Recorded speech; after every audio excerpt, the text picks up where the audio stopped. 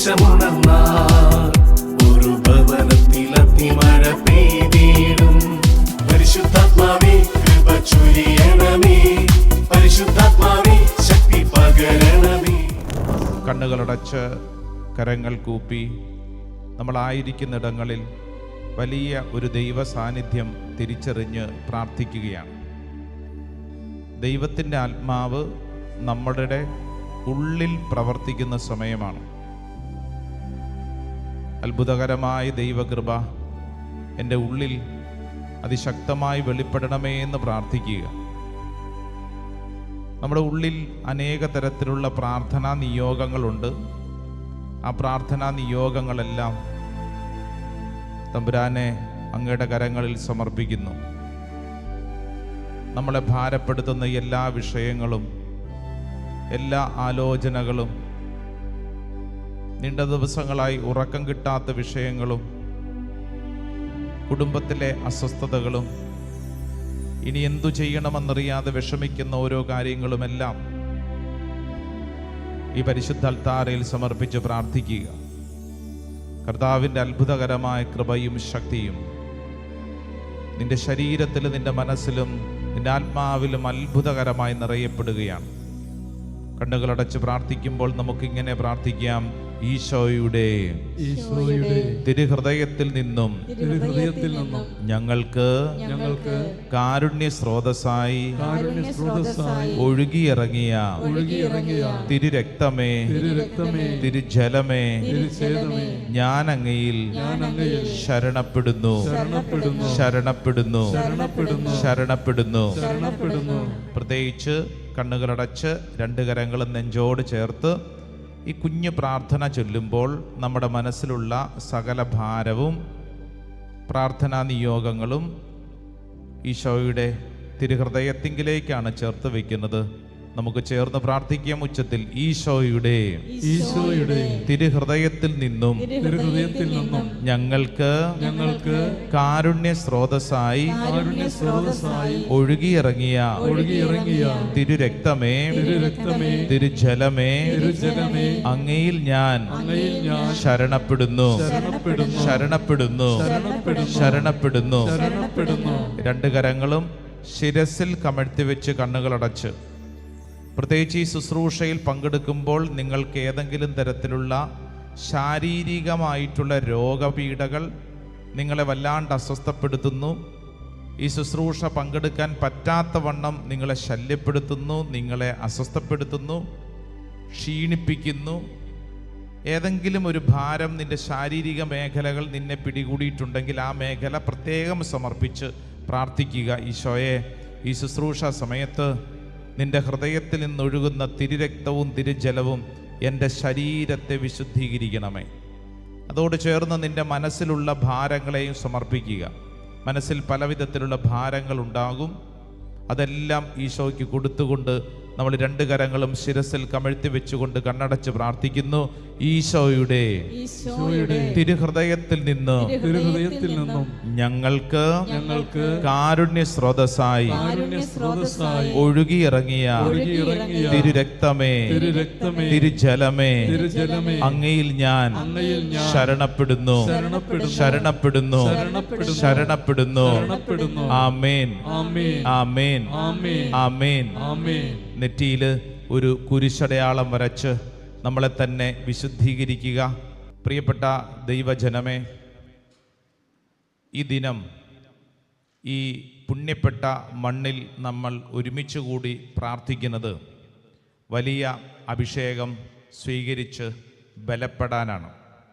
ഇത് കർത്താവിൻ്റെ വലിയ ഒരു പദ്ധതിയുടെ ഭാഗമാണ്. ഇപ്പോൾ ഈ ശുശ്രൂഷയ്ക്ക് വേണ്ടി ദൈവജനം പല ദേശങ്ങളിൽ നിന്ന് ഈ ആലയത്തിൽ ഒരുമിച്ച് കൂടുക എന്നുള്ളത്. സ്വരമുയർത്തി പറഞ്ഞ ഹല്ലേലൂയ, ഹല്ലേലൂയ. യേശുവേ നന്ദി, യേശുവേ സ്തുതി, യേശുവേ ആരാധന, യേശുവേ ആരാധന. ഇന്ന് ഈ ശുശ്രൂഷയ്ക്ക് വേണ്ടി ഒരുമിച്ച് കൂടിക്കൊണ്ടിരിക്കുന്ന ഓൺലൈനിൽ പങ്കെടുക്കുന്ന ദൈവജനത്തോട് കർത്താവിന് വലിയ സ്നേഹമാണെന്നും ആ സ്നേഹത്തിൻ്റെ ഭാഗമായി ഒരു നല്ല ദൈവവചനം നൽകി നമ്മളെ ബലപ്പെടുത്തുകയാണ്.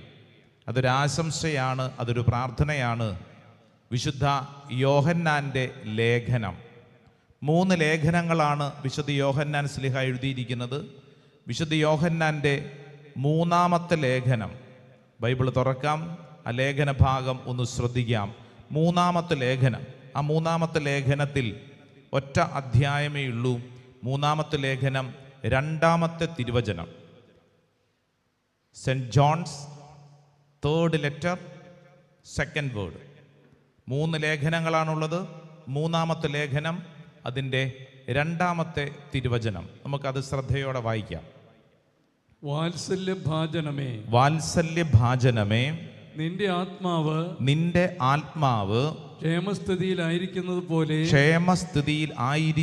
പോലെ തന്നെ എല്ലാ കാര്യങ്ങളിലും നിനക്ക് ഐശ്വര്യമുണ്ടാകട്ടെ എന്നും നീ ആരോഗ്യവാനായിരിക്കട്ടെ എന്നും ഞാൻ പ്രാർത്ഥിക്കുന്നു. Price the lord. ഹല്ലേലൂയ. ഇതാണ് കർത്താവ് ഇന്നേ ദിവസം ഈ ശുശ്രൂഷയിൽ പങ്കെടുത്തുകൊണ്ടിരിക്കുന്ന ദൈവമക്കൾക്ക് നൽകുന്ന വലിയ ഒരു സമ്പത്ത്. വലതുകരം ഉയർത്തിപ്പിടിച്ച് ഈ വചനം നമുക്കൊന്ന് ഏറ്റുപറഞ്ഞ് പ്രാർത്ഥിക്കാം. വാത്സല്യഭാജനമേ, നിന്റെ ആത്മാവ് ക്ഷേമസ്ഥിതിയിലായിരിക്കുന്നത് പോലെ തന്നെ എല്ലാ കാര്യങ്ങളിലും നിനക്ക് ഐശ്വര്യമുണ്ടാകട്ടെ, നീ ആരോഗ്യവാനായിരിക്കട്ടെ എന്നും ഞാൻ പ്രാർത്ഥിക്കുന്നു.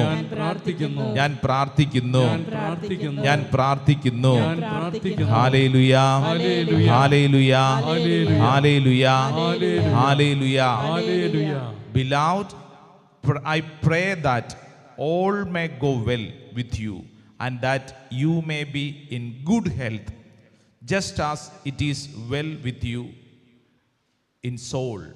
നിന്റെ ആത്മാവ് ക്ഷേമസ്ഥിതിയിൽ ആയിരിക്കുന്നത് പോലെ തന്നെ നിനക്ക് നല്ല ആരോഗ്യമുണ്ടാവട്ടെ എന്നും നിനക്ക് ഐശ്വര്യമുണ്ടാവട്ടെ എന്നും ഇതാ സർവശക്തനായ ദൈവം നിനക്കൊരു ആശംസ നൽകുകയാണ്.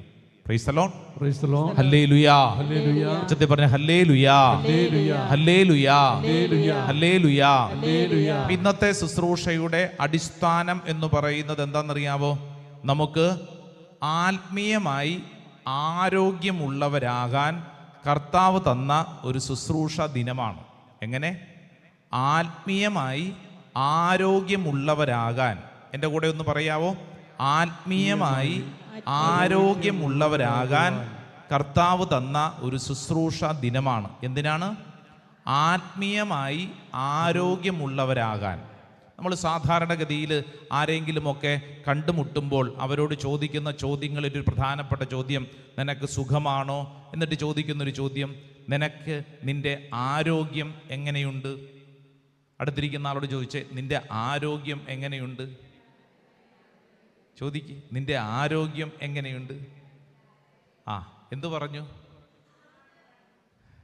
നിൻ്റെ ആരോഗ്യം എങ്ങനെയുണ്ട്? How is your health? നിന്റെ ആരോഗ്യം എങ്ങനെയുണ്ട്? കഷ്ടപ്പെട്ടാണ് ഇവിടം വരെ എത്തിയത്. നടക്കാൻ തന്നെ വയ്യ, ആരോഗ്യം പോരാ, പണ്ടത്തെ പോലെയൊന്നും പറ്റുന്നില്ല, നടക്കാനൊന്നും പറ്റുന്നില്ല. പ്രത്യേകിച്ച് കേരളത്തിലെ പശ്ചാത്തലത്തിൽ മഴക്കാലമായതുകൊണ്ട് അച്ഛാ നടന്നു വഴിക്കൊക്കെ തെന്നി വീഴുവാണ്. പണ്ടത്തെ പോലെ ഒരു ബലം കിട്ടുന്നില്ല. നിന്റെ ആരോഗ്യം എങ്ങനെയുണ്ട്? ഇതാണ് ചോദ്യം. എന്താണ് ചോദ്യം? നിന്റെ ആരോഗ്യം എങ്ങനെയുണ്ട്? സാധാരണ നമ്മൾ ചോദിക്കുന്ന ഈ ചോദ്യത്തിനും മുകളിൽ അതുക്ക് മേല് യോഹന്നാൻ ശ്ലീഹ നമ്മളോട് പറയുന്നത്, നിന്റെ ആത്മീയ ആരോഗ്യം എങ്ങനെയുണ്ട്? നിന്റെ സ്പിരിച്വൽ ഹെൽത്ത് എങ്ങനെയുണ്ട്?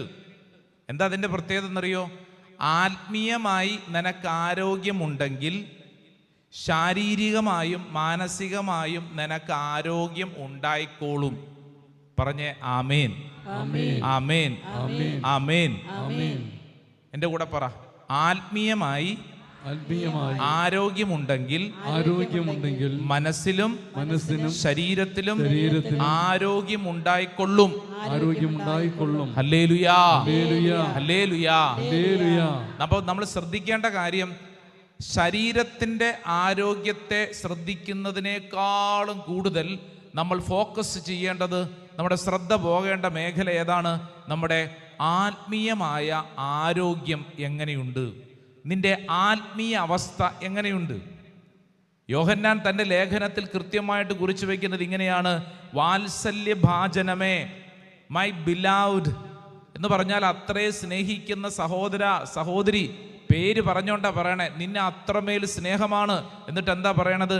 നിന്റെ ആത്മാവ് ക്ഷേമസ്ഥിതിയിലായിരിക്കുന്നത് പോലെ തന്നെ എല്ലാ കാര്യങ്ങളിലും നിനക്ക് ഐശ്വര്യമുണ്ടാവട്ടെ. ആത്മാവ് ആരോഗ്യമുള്ളതായതുകൊണ്ട്, നിന്റെ ആത്മീയ അവസ്ഥ നല്ലതായതുകൊണ്ട് നിനക്ക് ഐശ്വര്യമുണ്ടാവട്ടെ. ഇത് പറയുമ്പോഴത്തേക്ക് ഓർത്തുകൊള്ളണം, ആത്മീയ അവസ്ഥ മോശമാണെങ്കിൽ എന്ത് സംഭവിക്കും? ഐശ്വര്യം ഉണ്ടാവില്ല. ആത്മീയ അവസ്ഥ മോശമാണെങ്കിൽ ഉറക്കം കിട്ടില്ല. ആത്മീയ അവസ്ഥ മോശമാണെങ്കിൽ ആരോഗ്യം മോശമാകും. എല്ലാ കാര്യത്തിലും താളം തെറ്റും. ഇന്ന് തിരുവചനം നമ്മളെ ക്ഷണിക്കുന്ന എന്തിനെന്നറിയോ? ആത്മീയ മേഖലയിൽ നമ്മൾ നല്ല ആരോഗ്യം പ്രാപിക്കണം. ഇന്നത്തെ ശുശ്രൂഷ മുഴുവൻ കർത്താവ് നമുക്ക് വേണ്ടി ഒരുക്കുന്ന അതിനു വേണ്ടിയിട്ടാണ്. ആത്മീയ മേഖലയിൽ നമ്മൾ നല്ല ആരോഗ്യം പ്രാപിക്കണം. ഹല്ലേലൂയാ, ഹല്ലേലൂയാ. അടുത്തിരിക്കുന്ന ആൾക്കൊന്ന് കൈ കൊടുത്തോണ്ട് പറ, ആത്മീയമായി നീ നല്ല ആരോഗ്യം പ്രാപിക്കണം. ആത്മീയമായി. അടുത്തുള്ളവരെ നോക്കാൻ പേടിയാണ്. ഒന്നും ചെയ്യല്ല, പാവമല്ലേ? പാവം, അതിൻ്റെ ഇരിപ്പ് കണ്ടാൽ നമുക്ക് പേടി തോന്നും, അത്രയേ ഉള്ളൂ. പക്ഷെ പാവമാണ്. അതിൻ്റെ കൈക്ക് പിടിച്ച് അതിനോട് പറ, ആത്മീയമായി നിനക്ക് നല്ല ആരോഗ്യം വേണം. ആത്മീയമായി നിനക്ക് നല്ല ആരോഗ്യം വേണം. Price the Lord. ചിലപ്പോൾ അതിൻ്റെ ഇരിപ്പ് കണ്ടു കഴിഞ്ഞാൽ ഇങ്ങനെ വലിയ ശരീരമൊക്കെ ഉണ്ട്, പക്ഷേ അതിൻ്റെ ആത്മീയ അവസ്ഥ എന്താ? ആത്മീയ അവസ്ഥയാണ് പ്രധാനപ്പെട്ടത്.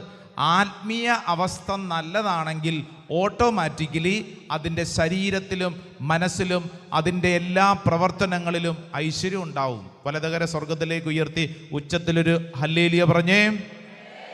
അല്പം കൂടെ ഉച്ചത്തിൽ പറഞ്ഞേ. അല്പം കൂടെ ഉച്ചത്തിൽ പറഞ്ഞേ. സാമുവേലിൻ്റെ 1-ാം പ്രവചനം 16-ാം അധ്യായം 7-ാം തിരുവചനം. First Samuel chapter 16 verse 7. അവിടെ വചനം പഠിപ്പിക്കുന്നത്, മനുഷ്യൻ കാണുന്നതല്ല കർത്താവ് കാണുന്നത്. നമ്മളിപ്പോൾ കണ്ടത് എന്താ? നമ്മുടെ അടുത്ത് നല്ല ആരോഗ്യത്തോടുകൂടെ നല്ല സാരി ഉടുത്ത് നല്ല ചുരിദാറിട്ട് നല്ല ഷർട്ടിട്ട് നല്ല വണ്ടിയിലൊക്കെ വന്ന് ഇങ്ങനെ ഇരിക്കുന്നു. അപ്പോൾ നമുക്ക് തോന്നുന്നത്, ഒയ്യോ കൊള്ളാമല്ലോ, നന്നായിരിക്കുന്നു. നമ്മൾ മാത്രം ഇങ്ങനെ അധോഗതി. വചനം പറയുന്നു, മനുഷ്യൻ കാണുന്നതല്ല ദൈവം കാണുന്നത്. പ്രൈസ് ദി ലോർഡ്, ഹല്ലേലൂയാ. അടുത്തിരിക്കുന്ന ആളോട് പറഞ്ഞേ, മനുഷ്യൻ കാണുന്നതല്ല ദൈവം കാണുന്നത്.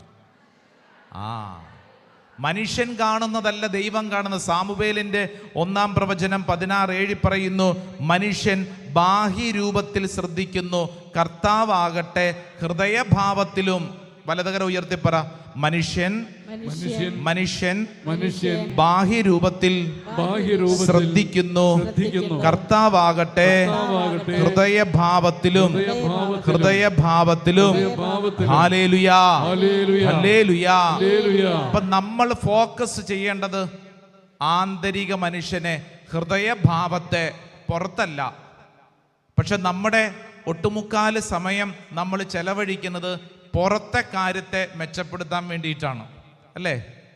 പുറത്തെ കാര്യത്തെ മെച്ചപ്പെടുത്താൻ വേണ്ടി, മേക്കപ്പിന് വേണ്ടി എന്തോരം സമയം, ഇഷ്ടം പോലെ സമയം പല കാര്യങ്ങളും നമ്മളെ തന്നെ പുറമോടി മെച്ചപ്പെടുത്താൻ വേണ്ടി, വസ്ത്രവിധാനം, നമ്മുടെ മേക്കപ്പ്, ആ കാര്യം ഈ കാര്യം. എന്നാൽ ചോദ്യം, നിന്റെ ആത്മാവിൻ്റെ അവസ്ഥ എന്ത്? പുറമോടിയല്ല ദൈവം നോക്കുന്നത്, നിന്റെ ഉള്ളിലാണ്. അതുകൊണ്ടാണ് മത്തായിയുടെ സുവിശേഷം ഒന്ന് തുറന്നേ, 16:26. Matthew chapter 16 verse 26. മത്തായി സുവിശേഷം 16:26 നമുക്ക് പരിചിതമായ ഒരു വചനം മത്തായി ശ്ലീഹ നമ്മൾ ഓർമ്മപ്പെടുത്തുന്നുണ്ട്. എന്താണത്? ഒരുവൻ ലോകം മുഴുവൻ നേടിയാലും സ്വന്തം ആത്മാവ് നഷ്ടപ്പെടുത്തിയാൽ അവൻ എന്ത് പ്രയോജനം? ഒരുവൻ സ്വന്തം ആത്മാവിന് പകരമായി എന്ത് കൊടുക്കും? കണ്ടോ എന്തൊരു ചോദ്യം എന്നറിയോ? ചോദ്യം കേട്ടോ?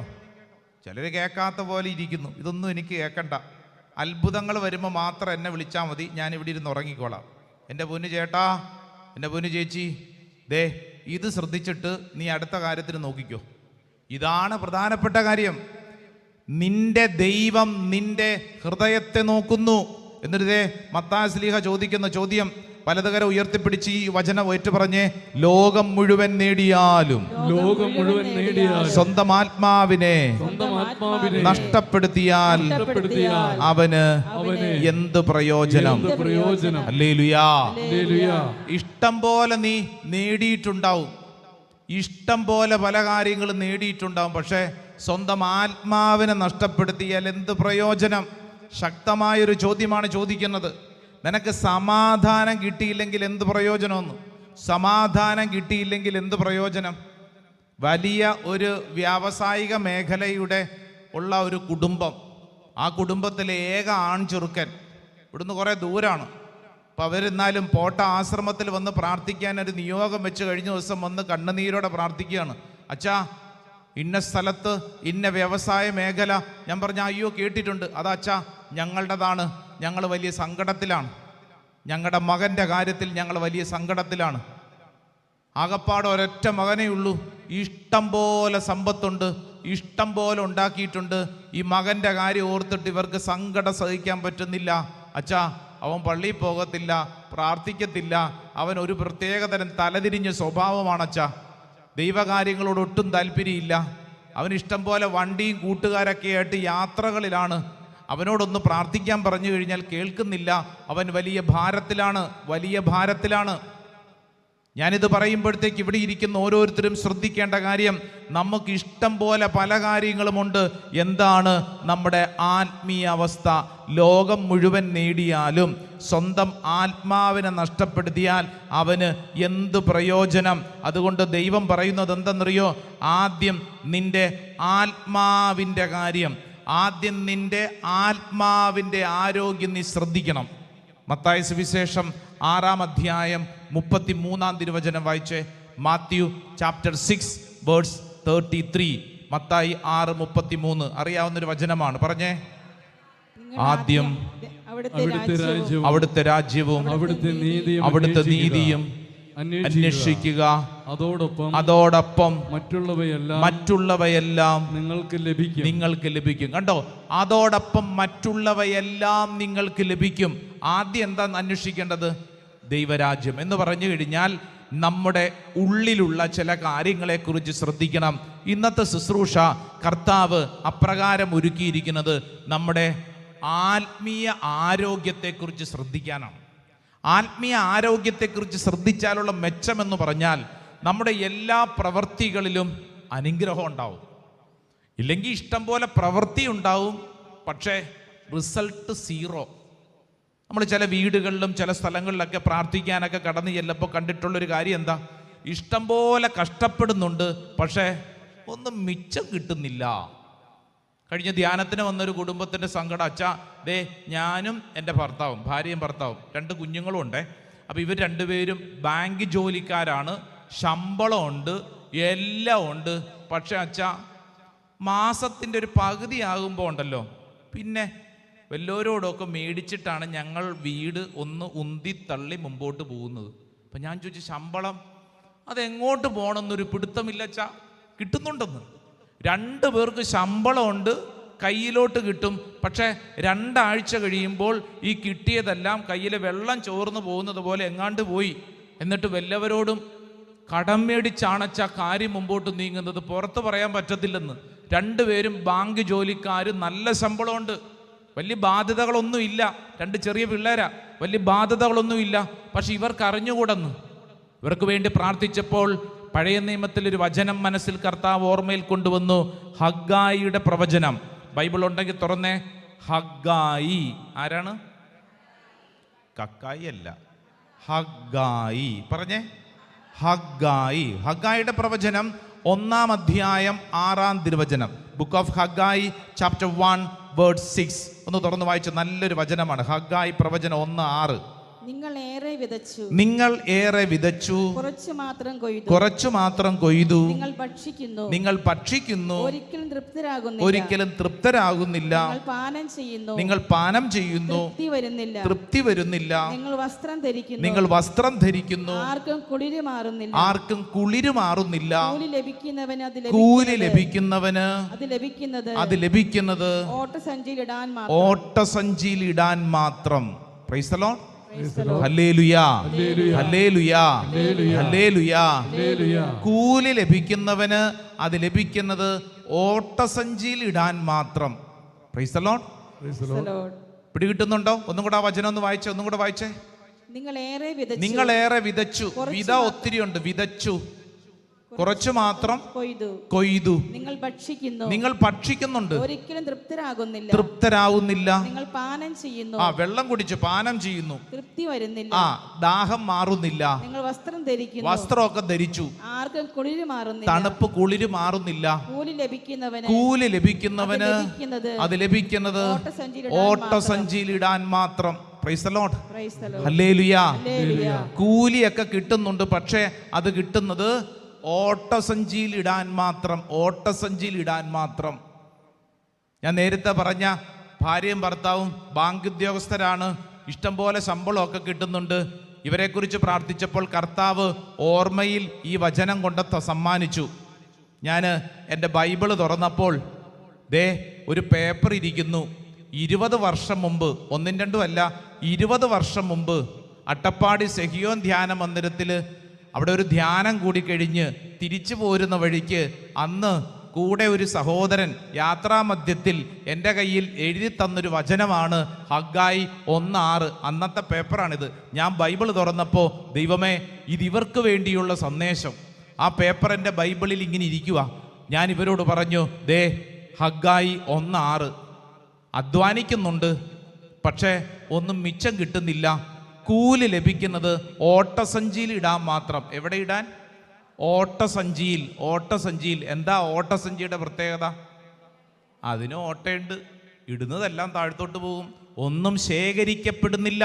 അധ്വാനം ഉണ്ടോ? ഉണ്ട്. രാപകല് കടന്നുണ്ട്, ഓട്ടം ചാട്ടം ബഹളം, അധ്വാനത്തോട് അധ്വാനം, പക്ഷെ മിച്ചം കിട്ടുന്നില്ല. മിച്ചം കിട്ടുന്നില്ല.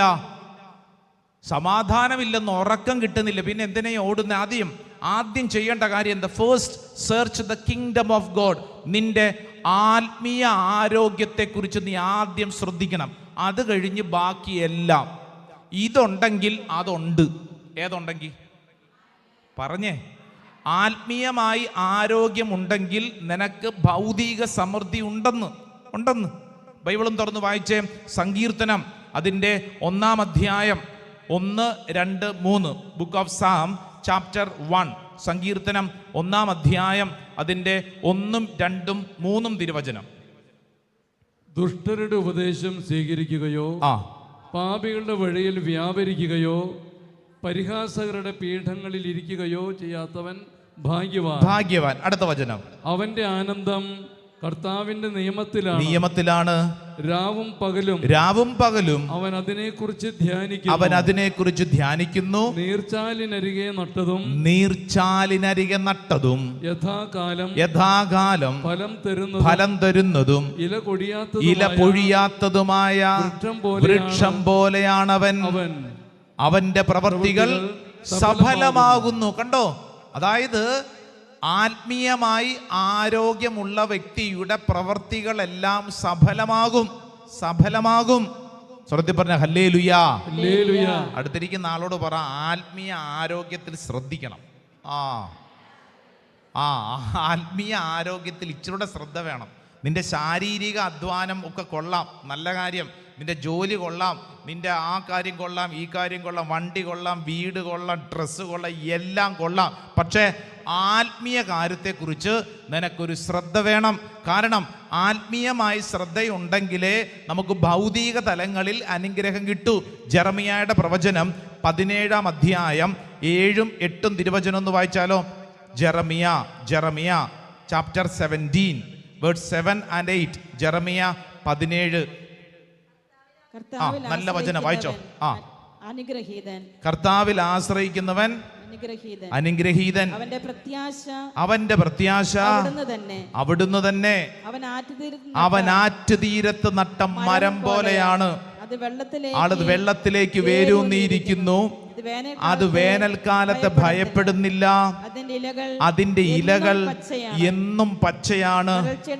വരൾച്ചയുടെ കാലത്തും അതിന് ഉത്കണ്ഠയില്ല. അത് ഫലം നൽകിക്കൊണ്ടേയിരിക്കും. Praise the lord. ഹല്ലേലൂയ. ഈ അനുഗ്രഹം വേണ്ടവർ മാത്രം കരമുയർത്തി എന്റെ കൂട്ടത്തിൽ ഈ വചനം ഒന്ന് ഒച്ചത്തിൽ പറഞ്ഞോ. കർത്താവിൽ ആശ്രയിക്കുന്നവൻ അനുഗ്രഹീതൻ. അവന്റെ പ്രത്യാശ അവിടുന്ന് തന്നെ. അവൻ ആറ്റുതീരത്ത് നട്ട മരം പോലെയാണ്. അത് വെള്ളത്തിലേക്ക് വേരൂന്നിയിരിക്കുന്നു. അത് വേനൽക്കാലത്തെ ഭയപ്പെടുന്നില്ല. അതിന്റെ ഇലകൾ എന്നും പച്ചയാണ്. വരൾച്ചയുടെ കാലത്ത് അതിന് ഉത്കണ്ഠയില്ല. അത് ഫലം നൽകിക്കൊണ്ടേയിരിക്കും. ഹല്ലേലൂയ. ഹല്ലേലൂയ. വിശ്വസിക്കുന്നവരൊന്ന് കൈയടിച്ച് ഈ വചനം ഏറ്റെടുത്ത് നല്ല കൈയടി കൊടുത്ത കരങ്ങൾ ഉയർത്തി കൈയടിച്ച്. ഓൺലൈനിലൊക്കെ പങ്കെടുക്കുന്നവർ നിങ്ങളായിരിക്കുന്ന ഇടങ്ങൾ കൈയടിച്ച് ഈ വചനം സ്വീകരിച്ചോ എന്ന് പറഞ്ഞാൽ ദേ വിശ്വസിച്ചോണം. ആത്മീയമായി ആരോഗ്യമുള്ളവൻ പ്രതികൂല സാഹചര്യങ്ങളിലും സമാധാനത്തോടെ ജീവിക്കും. അതാണ് അതിൻ്റെ പ്രത്യേകത. ഒരു കാരണവശാലും ഒരു തിന്മയും ഞങ്ങളെ തൊടാതിരിക്കട്ടെ. ഒരു പുതിയ അഭിഷേകത്താൽ കർത്താവ് ഞങ്ങളെ വിശുദ്ധീകരിക്കണമേ. കർത്താവ് ഈ ശുശ്രൂഷ സമയത്ത് ഞങ്ങൾ വിശ്വസിക്കുകയും പ്രാർത്ഥിക്കുകയും ചെയ്യുന്നു. ഈ സമയം ലോകമെമ്പാടും അർപ്പിക്കുന്ന പരിശുദ്ധ കുർബാനകളോട് ചേർത്ത് വെച്ച്, പൊട്ടാശ്രമത്തിൻ്റെ എല്ലാ ശുശ്രൂഷകളോടും ചേർത്ത് വെച്ച്, ഈ അത്ഭുതത്തിൻ്റെ ആൾത്താരിൽ നിന്നൊഴുകുന്ന ദൈവശക്തി ഇതാ ദൈവമക്കളിലേക്ക് വെളിപ്പെടട്ടെ. എല്ലാ തിന്മയുടെ അന്ധകാര ശക്തികളും എന്നേക്കുമായിട്ട് നിർവീര്യമാകപ്പെടട്ടെ. ഇവരുടെ ജീവിതങ്ങളെ കർത്താവെ അങ്ങ് വിശുദ്ധീകരിക്കണമേ. ഒരു പുതിയ അഭിഷേകത്താൽ വിശുദ്ധീകരിക്കണമേ. പിതാവിൻ്റെയും പുത്രൻ്റെയും പരിശുദ്ധാത്മാവിൻ്റെയും നാമത്തിൽ ആമേൻ.